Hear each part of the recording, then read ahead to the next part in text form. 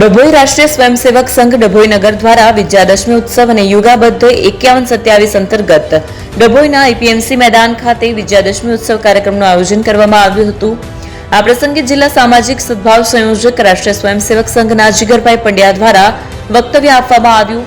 ડભોઈ રાષ્ટ્રીય સ્વયંસેવક સંઘ ડભોઈ નગર દ્વારા વિજયાદશમી ઉત્સવની ઉજવણી કરવામાં આવી। ડભોઈના આઈપીએમસી મેદાન ખાતે રાષ્ટ્રીય સ્વયંસેવક સંઘને 100 વર્ષ પૂર્ણ થઈ રહ્યા છે, ત્યારે વિશ્વ શાંતિ અને માનવ કલ્યાણના ઉદ્દેશ્ય સાથે યુગોથી ચાલી રહેલ હિન્દુ સમાજને શરીર યાત્રાનું જ આ વર્તમાન સ્વરૂપ છે। આ પ્રસંગે વક્તા જીગરભાઈ પંડ્યા દ્વારા વિશ્વ શાંતિ અને માનવ કલ્યાણના ઉદ્દેશ્ય પર વક્તવ્ય આપવામાં આવ્યું હતું। મોટી સંખ્યામાં રાષ્ટ્રીય સ્વયંસેવક સંઘના કાર્યવાહકો અને પ્રચારકો ઉપસ્થિત રહ્યા હતા। મુખ્ય અતિથિ તરીકે અતુલભાઈ ગાંધી, ડભોઈના શશિકાંતભાઈ પટેલ, ડોક્ટર બીજે બ્રહ્મભટ્ટ, ડોક્ટર મહેન્દ્રભાઈ પટેલ, મહેશભાઈ ડાઝી, શહેર પ્રમુખ દીક્ષિતભાઈ દવે, નગરપાલિકા પ્રમુખ બિરેનભાઈ શાહ સહિત નગરના આગેવાનો મોટી સંખ્યામાં ઉપસ્થિત રહ્યા હતા।